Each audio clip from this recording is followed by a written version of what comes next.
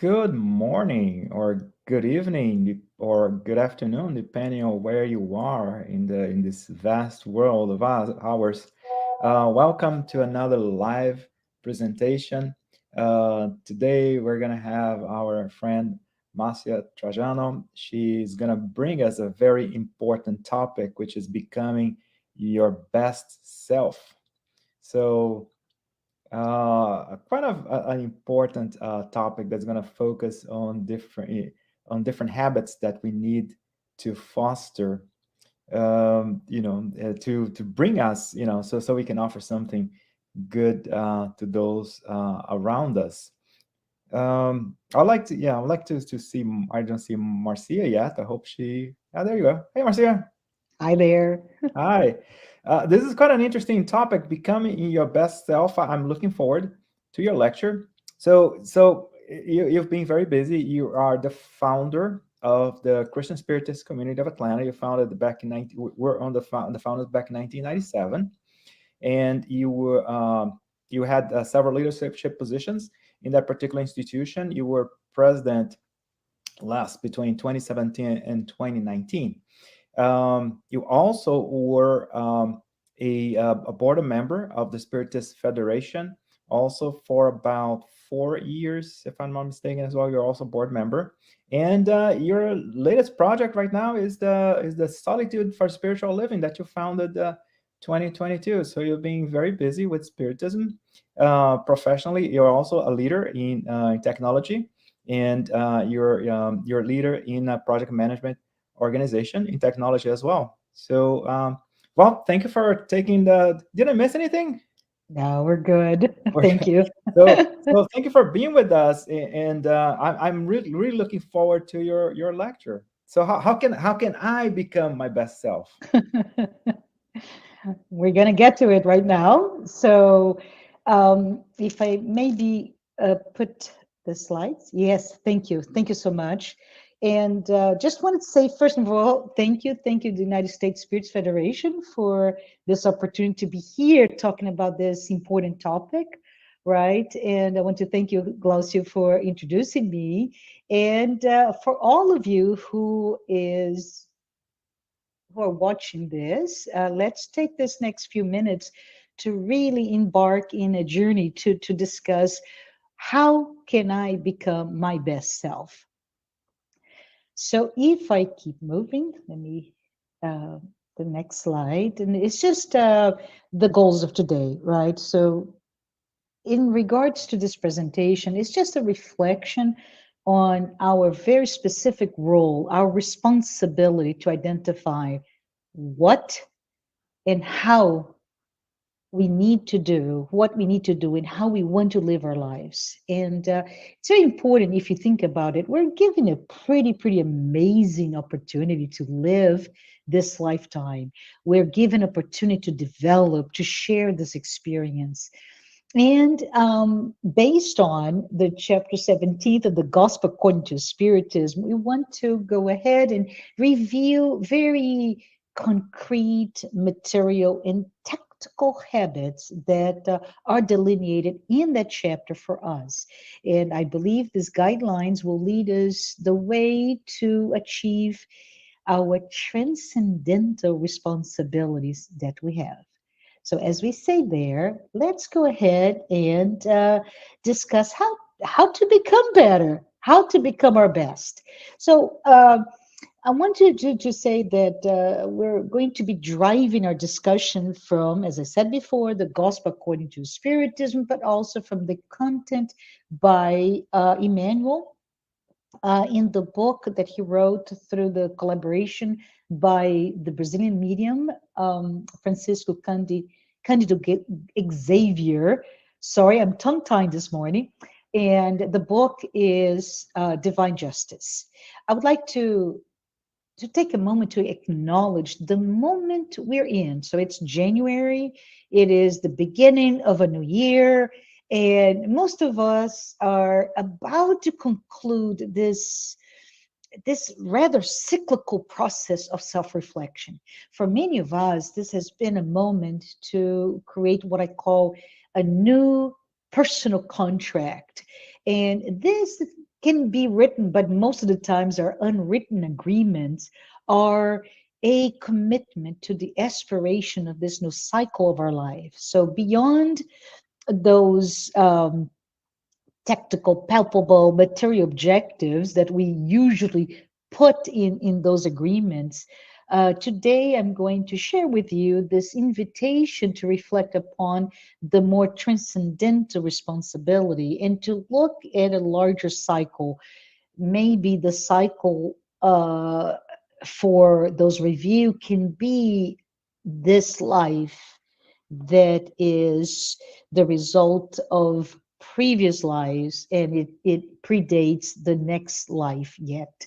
So in a more mundane view, in addition to focusing on how to become this better version of ourselves, right? And we can do this by, for example, oh, let's register for a new class, a new program, education program, by perhaps attaining a better professional opportunity, by losing X number of pounds, or even going to a beautiful exotic place out there for vacation, right?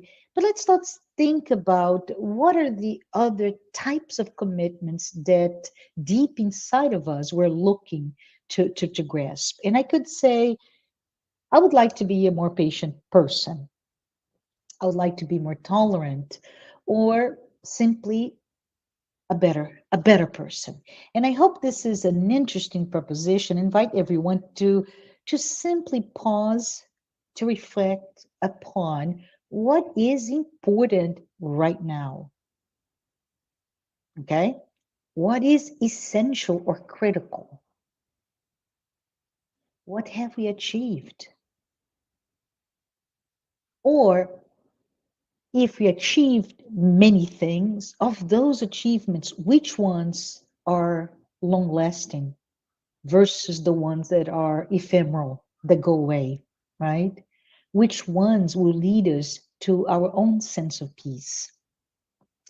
It is important to have those moments of reflection, because we make those agreements, as I said before, and there is a slight danger to actually become paralyzed during those thoughts, because I want to achieve so much. For example, I could say, this is tongue in cheek now, but I could say, I want to climb Mount Everest. And I'm like, really?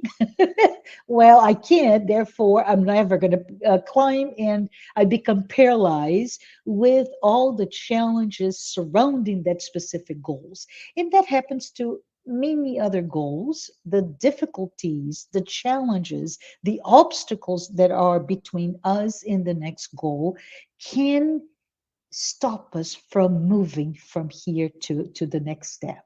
But it's important to know that we are all fated, all of us, to actually achieve becoming our best self.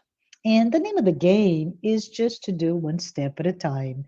No quantum leaps for us, I'm afraid.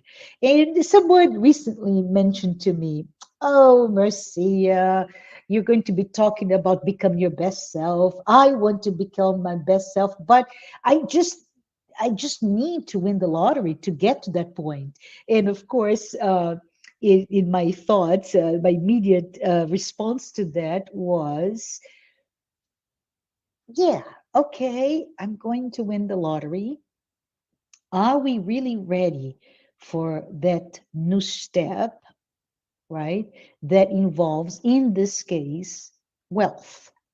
Do we have the mental and emotional structure to go through that experience well? And likewise, there are many other dreams that are maybe outside of our current construct of our lives. Maybe I want to be beautiful, I want to be famous, I want to be powerful, whatever that may be. Let's check with ourselves. Are we ready for that? So the other question that we want to ask ourselves is just the nature of those achievements, those commitments. They beg us the question, right? Are we even, if not ready, are we even deserving of that. So we say that because if we're not programmed, if we're not, it's not in our plan in this lifetime to use whatever tools that we have at our disposals, to use the knowledge, to use the environmental, social environment, all of the areas that we are inserted upon. If we don't have that, we may simply not be ready, right? And there will be challenges that are just too high or unattainable at this moment for a reason. I could go on to talk about a business book. If anybody has read Strengths Finder, which there's a story about this young football player that was just not equipped to be a star, and he spent his whole life, and he was praised in movies about that. And it's very interesting because it's a parable, if you will, of what to do when our commitments, our desires, our dreams do not match what we're here to do.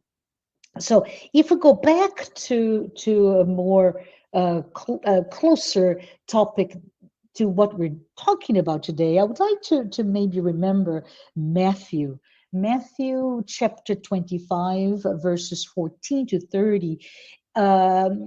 There it contains the parable of the talents, where Matthew explains the expectations for each of the three individuals that are given a different number of talents. And they are entrusted, right, as the parable goes, to manage what they're giving and be a multiplier, an agent of growth. And as we know, one of them, just in fear, does nothing. He is paralyzed to do anything with that given talent. So I think it's important, the two points and counterpoints here, because we are given opportunities and we are invited to become that agent of growth. If or when we fail, it is also an opportunity for us to reflect upon, what did I learn from this commitment, this challenge, this agreement with myself to become a better person? Did I take the time to look deeply inside of me, to reflect upon what have I done or have I not done with that talent that was given to me? If we move on a little bit with our discussion today, and I mentioned to you that some of the content of our this topic comes from this really great book by Emmanuel Divine Justice, where he gives us many questions, and one of them, which I put here for your ability to read, is about in chapter 15, when he talks about each existence, right? And he says, as I'm going to read to you because it's quite lyrical, it is as if you are holding on to 1,000-year-old hope, trying to explode within. Let me read it again. It is as if you're holding on to 1,000-year-old hope, trying to explode within.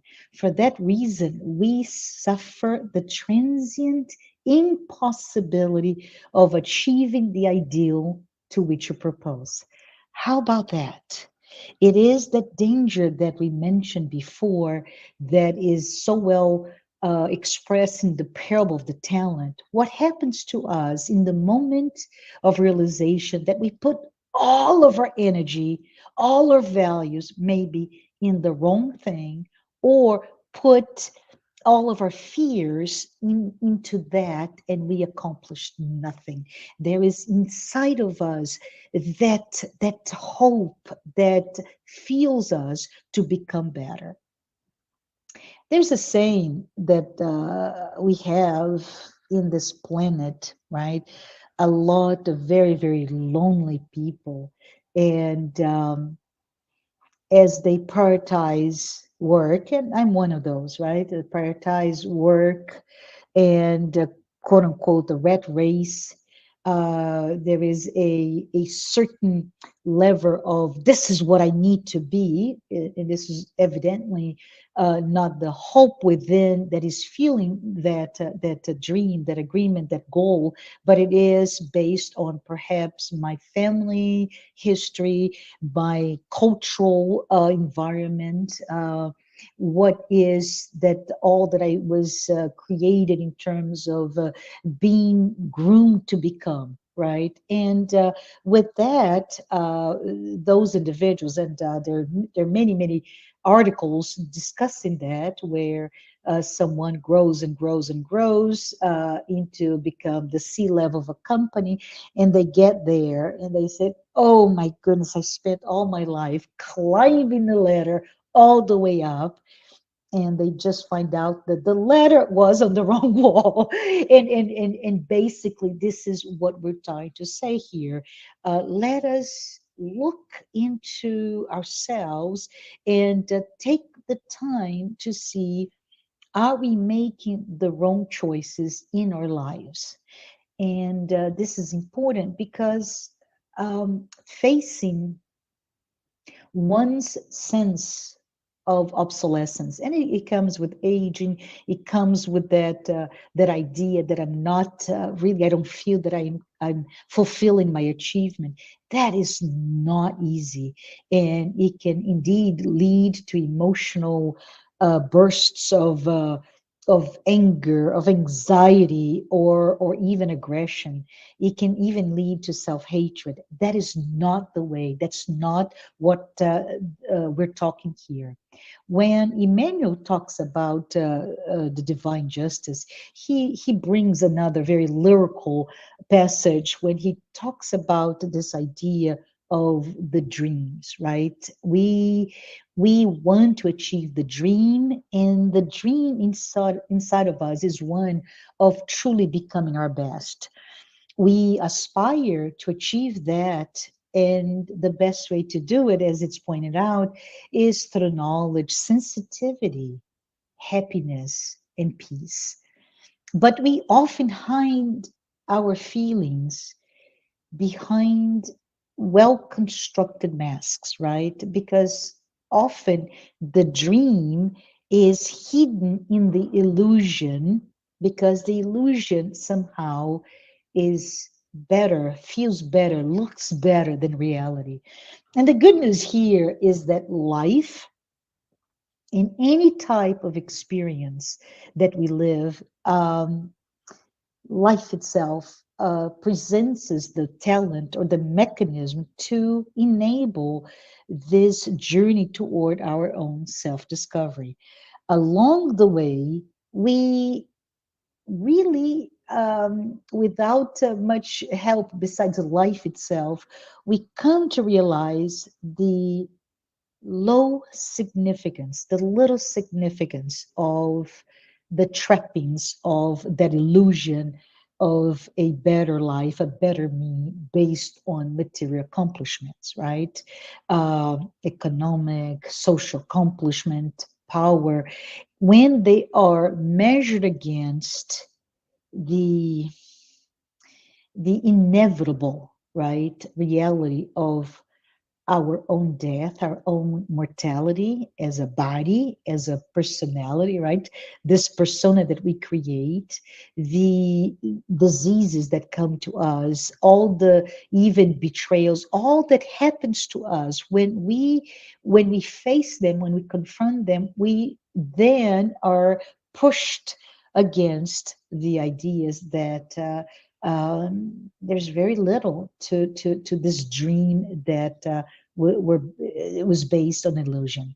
But the important thing here is to note that we are also, um, as we often hear, we are also God, God with a lowercase g, right? We are strong, we are resilient, we have the inner resources that may not be fully developed at this point, but they are here with us within that inner dream ready to be awakened by us. So the answer is to just look for opportunities for us to work on our self-awareness, our own self-discovery, or in so many words, to move toward not the illusion within the dream, but work toward our authentic self. And when we do this, we are able to understand and to find our true sense of joy, our true sense of happiness. Another component that Emmanuel tells us in this book is a reminder that each existence that we have, each cycle that we have to become better, they reflect how, as a chain, right? How we are still linked to our past, to our debts. So if we think in terms of the rosy colored ideal state in that dream that we want to accomplish about ourselves, we find that there are a lot of moments of pain and suffering. And we find that we often live a life that is somehow dedicated to deal with whatever circumstances we have, right, that we're discussing here. And it's important to be reminded of that. Our efforts, no matter what, will lead us to confront our past failures. And this divine justice that is inexistent for all of us. We need to, Emmanuel invites us to persevere, to overcome the challenges that we're facing. And some examples that exist about challenges that are very close to us can be, for example, in our own family, perhaps the challenge of facing financial difficulties, or in other instances, a home without expressions of love, or even the terrible experience of losing perhaps a mother, a father, or even a child. And Emmanuel asks us to focus on understanding and becoming aware that you do, like I said, as a chain, we're linked to our prior debts. So he tells us, let us be strong and meet the challenges and pay those debts, if you will. And he even says to us, do this without complaining, and with the knowledge that they're there in your own consciousness, and that by confronting them, you will attain that sense of peace. And finally, Emmanuel invites us to be able to not only meet those difficulties, but to think them, right? To think the pain and everything that color our existence, as they are the expression of, if we think there are no quantum leaps, I'm sorry, right? There are no quantum leaps in our existence. We can only grow by going step by step. So those are the expression of the next step that we need to invest an effort, an energy to climb, so that we are able to evolve and we are able to get to a better state of ourselves. So this invitation here is for a reflection, and it's with the free will, it's our decision, right? We can say, I accept, I accept the challenge, or you can say, not for me. I'm not, I don't feel that I'm strong enough. I'm going to postpone maybe a decade or two. Or I can say, I really cannot deal with this entire challenge that I'm committed to confronting based on my past life, this life or past lives, but I am going to work so that I can reduce my debt. Or we can even have the freedom to say, no, I actually am going to make it worse. I'm going to increase all my debt, and I will postpone the moment when I'll be truly free. So the invitation here is for us to reflect upon our dreams, our desires, and our personal commitments to change whatever it is in our lives that we're ready to change.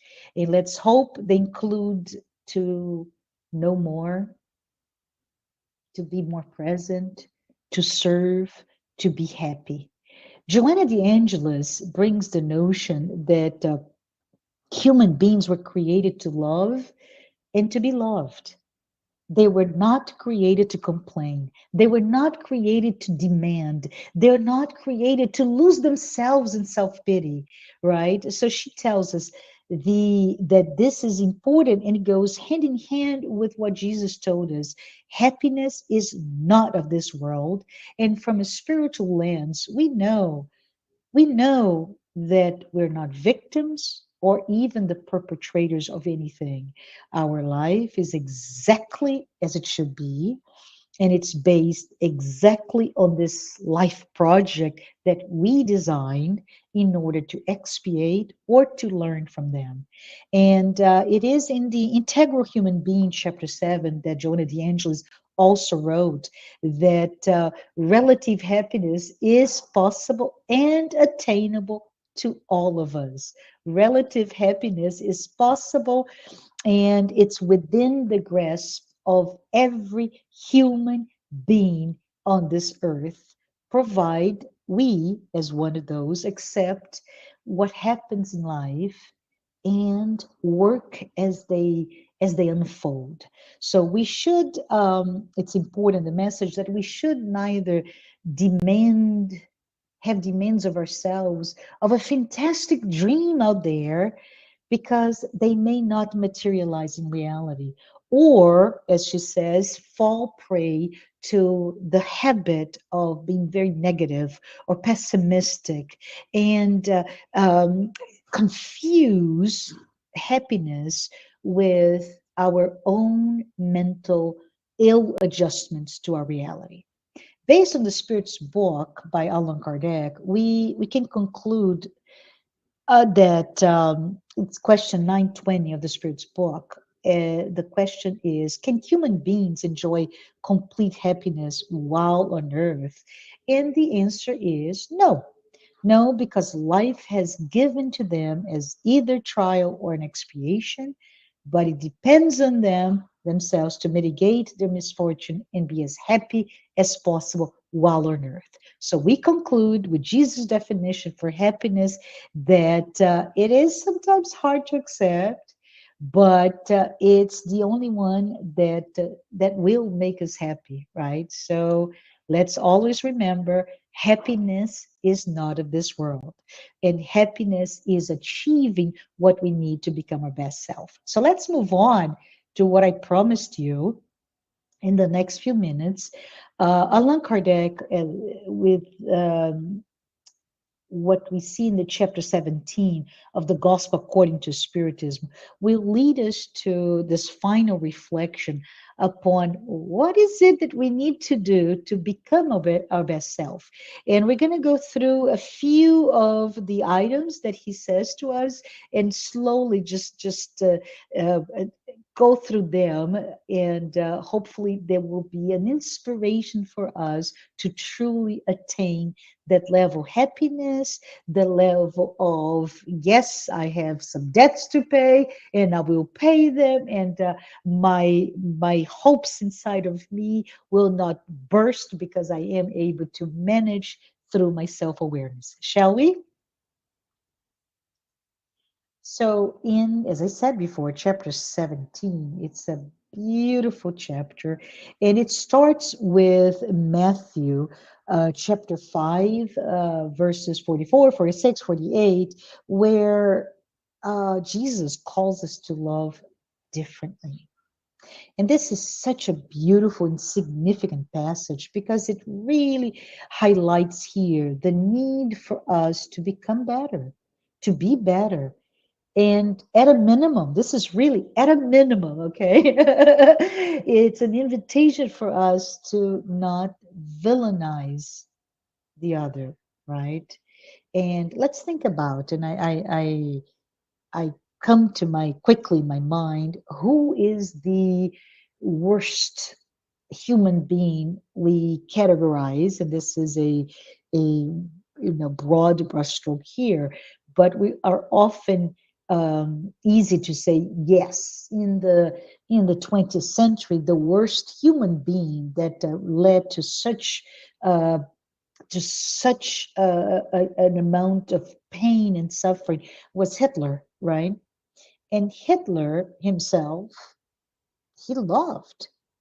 So Jesus asks us, well, how can we become our best self if we are invited to love, but we're not going above being above what Hitler himself considered the worst of the worst individuals in the past century could do. So it's this invitation to love our enemies. And with that, I say let's keep working with that notion of what it is that I need to do to open my my sphere of influence, my sphere of outreach, my sphere of love, so that the enemy, consider the other, the one that does not think like me, the other who does not behave like me, may be embraced in that circle. If we keep working with this chapter, in there you will find several characteristics of perfection.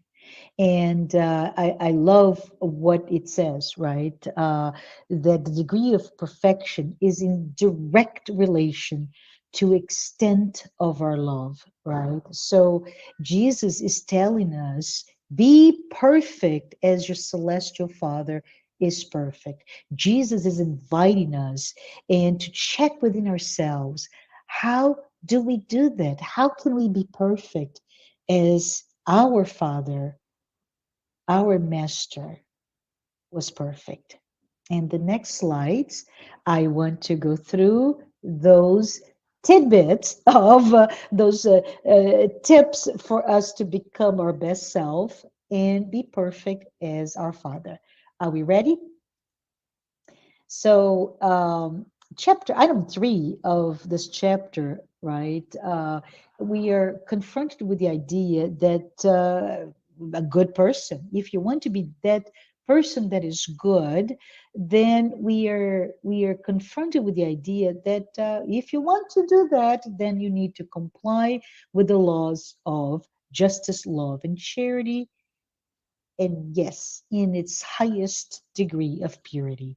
This is where we can reflect upon, pause, reflect upon the notion of self-awareness, that moment of reflection that can be done in whatever frequency our hearts demands. St. Augustine, as we know, would do those reflection every night, and he would ask himself, uh, have I done anything that violated those laws? Have I practiced in evil or in any wrongdoing? Or, as I like to say it, have I caused any pain to others and to myself? Right? Have I done good deeds? And if so, have I done all that was possible to me? Have I been also able to be an instrument of goodness without um, without thinking that yeah, you've done, but you omitted something else. So just look into where we are, how we are, and that self journey, that self reflection journey is one that will tell us, yes, you're doing, but not quite. Today, you're kind of lazy, and I want us to really reflect upon this, because the frequency by which we do those self reflections can be as intense as several times a day, or as I said before, as St. Augustine did every night before he went to bed. But it can be weekly, it can be in one's even deathbed. It doesn't matter. But we are invited that through this the opportunity to self-reflect, to check on us, to go into this moment of awareness, that we can really see this is my own barometer to know that I am a good person based on my own moral compass. If we go into those tidbits, and as I said before, there are several that I would like to highlight here. The first one is faith. And the gospel, according to Spiritism, tells us that the good person, right, is one that has faith in God. It is so simple. If I have faith in God, if I understand His infinite sense of justice, His infinite wisdom, I know deep inside that nothing will happen to me without His permission. And with that, it frees us from judgment. It frees us from a rebellion, from resistance to all the events that come to our life. Those of us, and I'm putting myself into it. Maybe this is a little bit not humble of me to do this, but that's it. Those who have that faith in God also have faith in the future, right? So there's no need for us to harbor um, thoughts that are triggered by emotions of fear, that leads maybe to those emotions will lead to anxiety or or depression because things are happening to us. No, we're good. We have faith that everything is going to be okay, that all the vicissitudes of life, all the pain, all disappointments, everything that we go through are there for a reason, and that I will go through them because I am strong enough. I have the resilience to overcome all of those challenges. Charity. I love this component of this item within the chapter 17, because it is the idea of being charitable, right? It's also given the sense that as a charitable person, I am one that loves, but loves, it's an active type of love. It's love in action as translated by charity. So if I do have those feelings of charity, I do good for the sake of doing good. I don't expect anybody to look at me doing good, being good. I don't expect accolades. I don't expect any payments, right? And in light of a moment of hurt, of pain from whatever, I can still be good. And that's really amazing, right? When we are attacked or feel attacked, and we're at that point, we say, no, I am a charitable person, and I know this person was not able to be better than who he or she is. Therefore, I will repay that act of causing me pain still with goodness, with charity. As we speak of goodness, we move on to the next attribute or characteristic of a good person, which is goodness, right?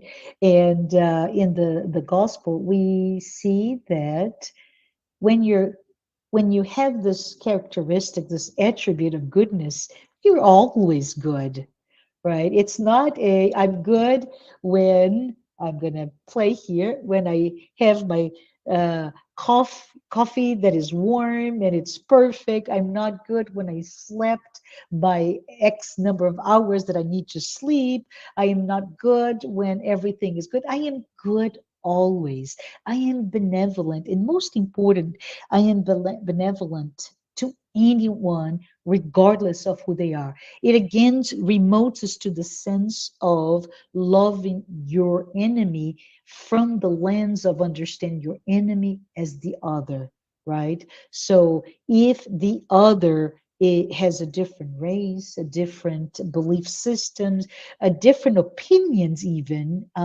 different language, a different behavior, a different body type. It does not matter. They're there, and I am good to them all. I respect their beliefs, their convictions, and I do not judgment for whatever they are. And this is really important attribute, because as you know, we're going through such a time of divisiveness in the world that we need to be reminded that we being good to only those that think and behave and are good like ourselves is just like, as we mentioned before, not a little more than the worst of the worst person in the world, as we call it. So this is just an invitation for us to think about diversity, to think about inclusion, to think about the notion of coexistence.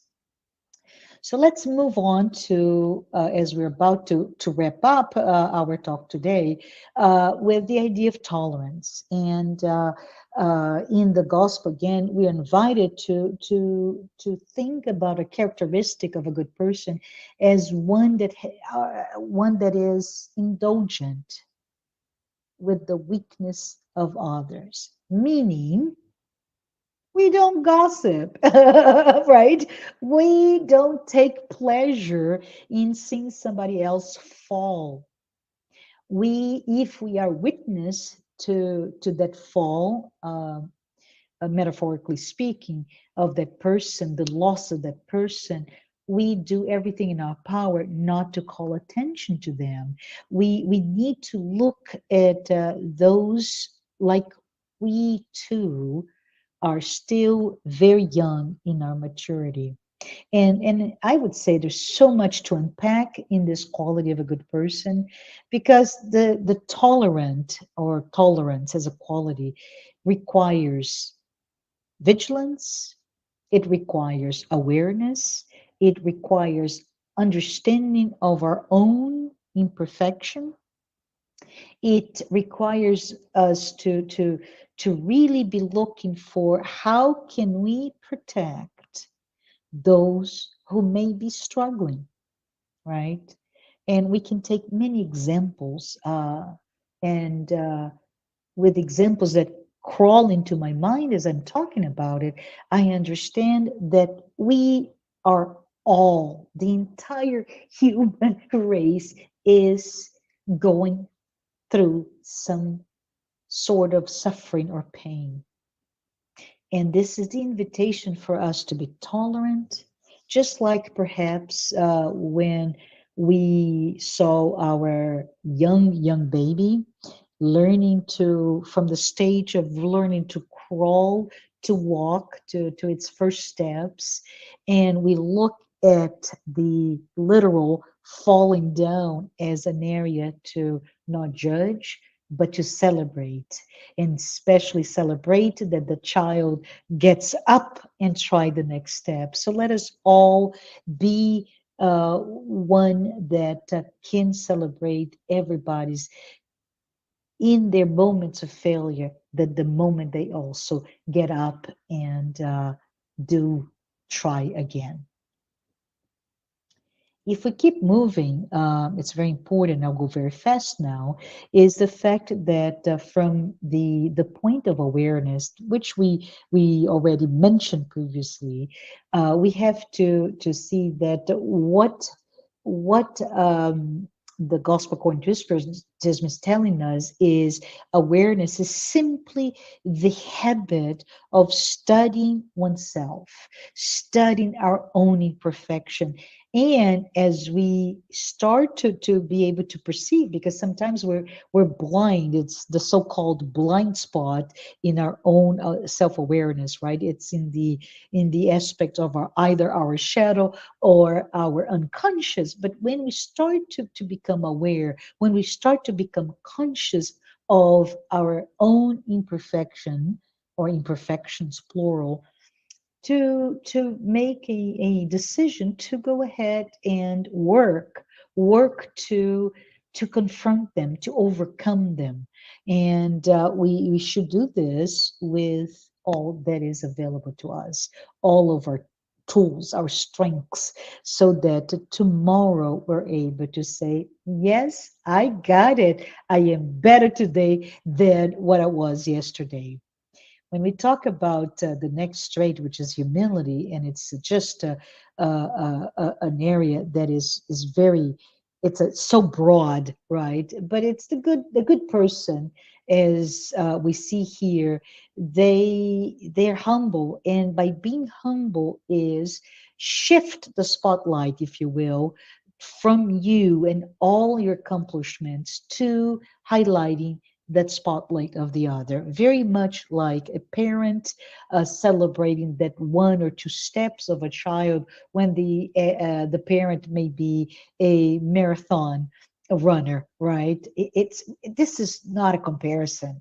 So once we become humble, we move that spotlight, we move the highlight from look at me, how amazing I am, to the spotlight of others. And it's really all about understanding that we are given so much, and it's the opportunity that with humility to step away from the pride of any personal advantage that we may have received, or personal wealth or education, etc. This is in this incarnation. Things may change next time. When we move on to selflessness, right? And it's a sense of opposite from selfishness.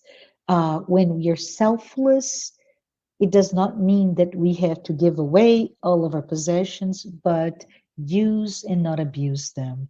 And understand that each talent, if you will, that was given to us, each possession that were made available to us, is one that should help us to move forward as an agent of growth, as a multiplier of those.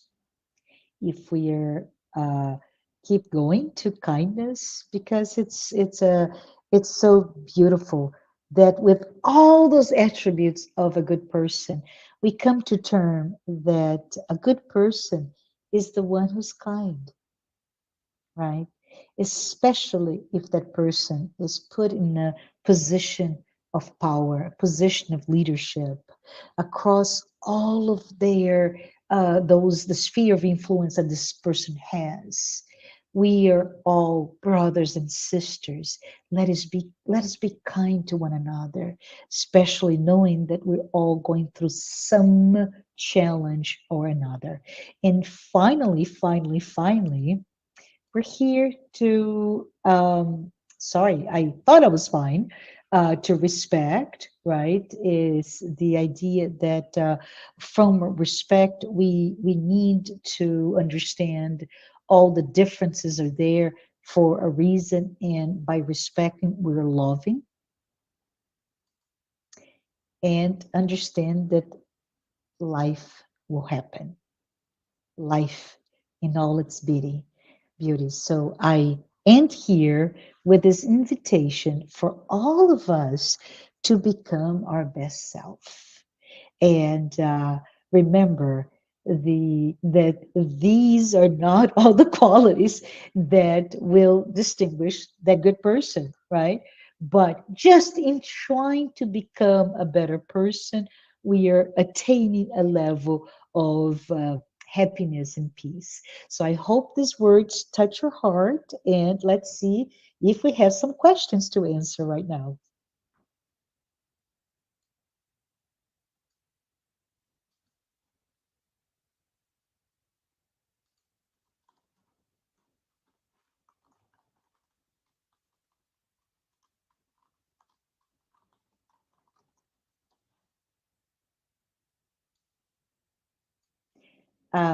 I cannot hear you. I don't know if it's me. Oh, yes, mute. Yeah. It's not me. Hello It again. wasn't you. How you So doing? no, I like the way you ended it, indicating that life happens, so no matter how hard we try, circumstances will, there are circumstances that will hit us, and we just gotta do our best, or be our better selves, or be our best. We do have several questions, so ready when you are. I'm ready. If we're not victims, how come there are times in our lives when it seems that everything goes wrong? Oh, that's a good one, right? Within the, and this is awesome. If we think in terms, first of all, that we are immortal souls, that we have this long journey, right, that goes from being quite immature spirits, we call it simple and unaware spirits, in the dawn of our creation, in the individuation, to the spirits of light. As we mature, we are able to look at that the chain that Emmanuel was talking in his book Divine Justice, right? When we look at it, and that type of mentality for the question, the person who gave the question about everything seems wrong, right? Everything is bad. I am poor me. Everybody is attacking me, and it's important for us to see if there is no such a thing as a victim, I need to take that opportunity to look what is prompting me to, first of all, feel like a victim. Does it mean that perhaps I have a sense of either inferiority or superiority, right? Inferiority as, oh, I don't deserve and everything is bad, or the superiority, which is, I'm here and I don't deserve this type of things that are happening that I translate as an attack. And this is very interesting to us when we start to especially in the past few months, Glaucio, I've been reading a lot of the psychological series by Joanna DeAngelis, and we hit upon that idea of self-awareness, self-discovery, and also to look at the mechanism for looking within ourselves, right? If things don't seem to be warranted, why is this such a catastrophe happening to me? Well, maybe it was something that precedes this life in our consciousness, our awareness, materially speaking, of what's going on. But it's important to think that faith, right, and prayer are two good mechanisms for us to establish a sense of equilibrium, a sense of balance that will help us to be stronger. We are giving the resilience required to face each and every challenge that we go through. There is a reason behind, and we're strong enough. And if you don't feel strong enough, there are many mechanisms, including therapeutical help, to help us get unstuck from that sense of I'm going to call victimization without any judgment, that sense of powerlessness and vulnerability, right? That sometimes we find ourselves in. Yeah, I like the way you worded it, not so much being a victim, but sense of powerlessness. Yeah, I like the Yes. way you explained that. How can we try to stay positive when we behave as our worst selves? That's awesome. Thank you. Thank you for the question. What can we do to stay positive? Well, first of all, I think it's important for us to look into uh, what is the judgment of behaving of our worst selves? What does it mean? So we went through a guideline that we find in the gospel according to Spiritism, right? What it is to be a good person. And we know that this is just the beginning, as it says there, but we know there's some areas that we just are not ready. Let us focus on the areas that we can. So let's think that we are, and this is really important to all of you who may be listening to me right now, we are the best version of ourselves. Please believe me, we are the best version of ourselves today. We are, this is a fatality, right? We are fated through the law of progress to always be better, to progress, to grow, to know, to become a spirit that matures through that very, very long, and I put my hands here because I see this in my mind's eye, this long trajectory to pure spirit. But today we're the best version of ourselves. So when we think of behave as a worse self, it just means maybe we slipped, we failed. Let's look at that. That's the great opportunity to look at the quote unquote failure, to know, what did I not learn? What did I forget? What can I do differently so that I cannot commit the same mistakes? Let's be loving and gentle to ourselves as well. And in this journey of self-awareness, self-discovery, this is a very common habit to look at yourself and be the worst enemy by condemning yourself, and that will lead to guilt. That will lead to a number of reactions that are really not helpful at all. So let's start with self-forgiveness, within the self-awareness, and let's move on with, okay, this was a mistake that I know I can do better, so why was I not better? Interesting. Thank you for sharing that.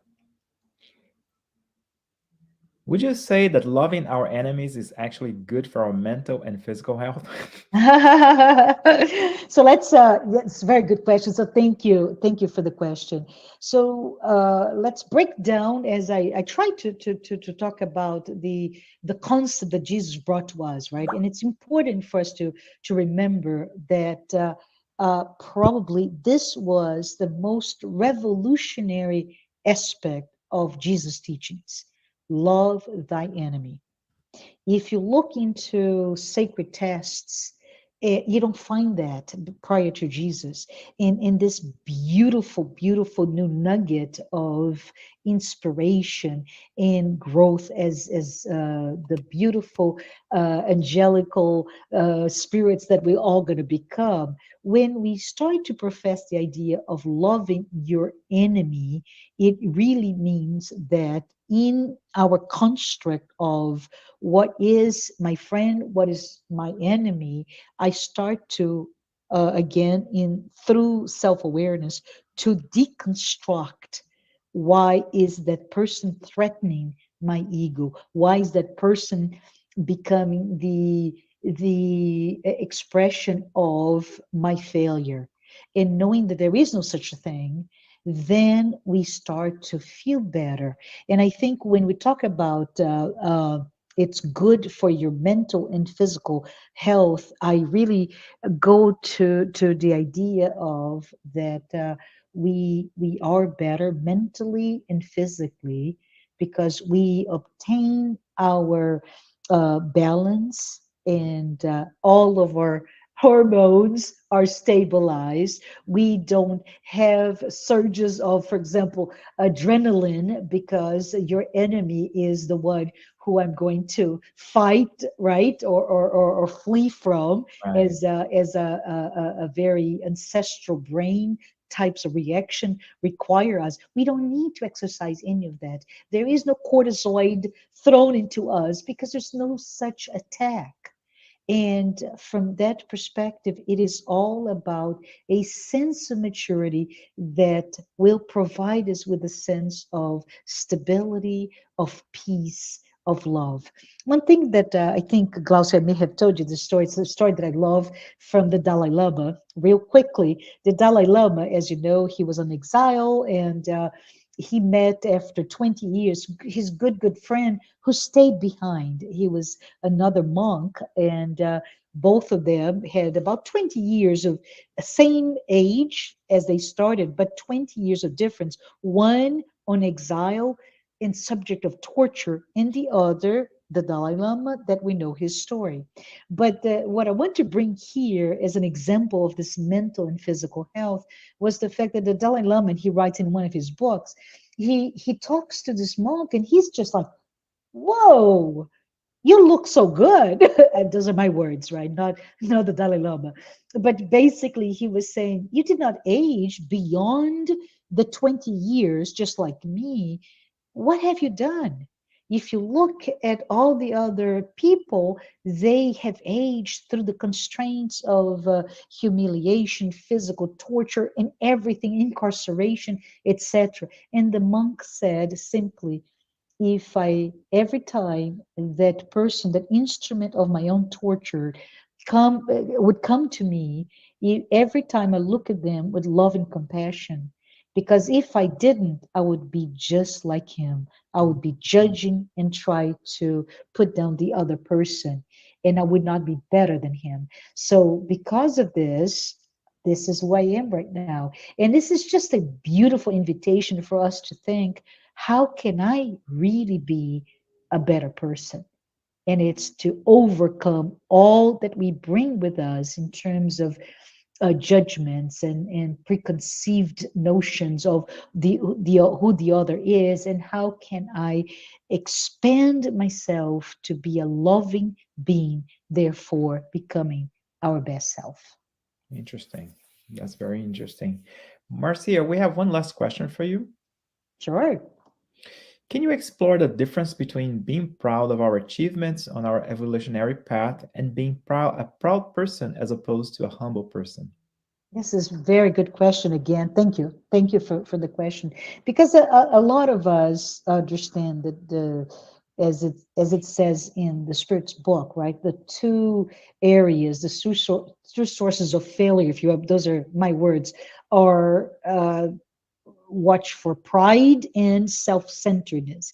And we're often saying, what do you mean by that? Does it mean that I have to fake a sense of humility and not express the sense of pride of our own accomplishment, as you put here? And the idea that we're given is that it's okay to feel good about your accomplishments. We should all be celebrate our wins, but it's when we use those accomplishments to feel that we're better than, right? So as we looked into that little description of being humble, it is we don't need to put the spotlight in us. We know. I don't need, for example, to come to you right now and say this is not the truth, but I'm pretend that it is true, that I am, I don't know, the most patient person in the world. And look at me. I need you to look at me. I need you to give me my sense that I'm best. I got the prize of being the most patient. That's not necessary. That's where we want to talk about being proud. The other things that we want to look from a definition of pride, and we often mistake that. But the sense of falling for the egoic trappings, right, where your ego, from a structure perspective, is requiring you by fulfilling the demands of this world, which are external, that are material, that are ephemeral, for you to reach that so that you can strengthen that egoic structure. And that journey, we know, is a journey not of authenticity. It's a journey of creation of illusions, of our masks, our personas. And we, in truth, need to go the opposite from there, which is the look for our true selves, humbly so, looking at all of the imperfections, all the failures, all of those moments of powerlessness with love, and embrace ourselves as we are with the need to become better each and every step of the way. Nice. Thank you. Thank you very much. That was the last question. I appreciate the time you took to bring this very important topic to us. Do you have any final comments to finalize, to wrap up your talk this morning? I just hope these words that we shared here today, Glaucio and all, are as inspiring to you as they are to me. They have been to me, and I really, really appreciate being here with all of you. Nice. Maria Oliveira said it was an enlightening lecture. I do, yeah, I do second that. It was very enlightening. Um, so just as a reminder, our cycle of lectures continues. So next Saturday we're gonna have Flavio Zanetti. He's gonna talk to us about Spiritism, a message of liberation, which is very interesting. In a way, it is related to your topic. Also now, wow, but actually this conversation does not just stop here, right, Marcia? There's now a new series called Psychology and Spirituality, a bridge to better life. And so based on the works of Joanna de Angelis and Marcia, you're very involved with that lecture. So actually it is every Friday at 6 p.m. Eastern time, and starts next week. So stay tuned. Marcia, would like to tell us a little bit about this Oh, it's an project? exciting, yeah, it's an exciting series of discussions. And it's very important for us to understand it's a podcast like series of talks about concepts found in the works by Joanna de Angelis. And they are really bringing us closer to understand the concepts of psychology that you find in the psychological series and the notions of spirituality. So, not one without the other, but both. And what I'm really excited about it, Glaucia, is that this is bringing this discussion of Joanna de Angelis, which we find in many different languages, but into English, so that it's very accessible to those who speak this language. So I'm really, really excited, and I invite all of you to tune in this next Friday, the 3rd of February, and listen to Psychology and Spirituality. Excellent. Thank you very much. Marcia, thank you very much for, again, I hate to repeat the same comment from before, for such an enlightening lecture this morning. Would you like to say our final prayer? Absolutely. Thank you. Thank you, Glaucio. And if we can perhaps close our eyes as we are centered in this knowledge and the faith that we're one with God, in the knowledge that we're all blessed with the opportunities of reincarnation, with the knowledge that we have in front of us the tools to become a better person. Dear Lord, bless all of us who are listening to this talk today, our families, and especially those that we call our enemies. So be it. So be it. Thank you.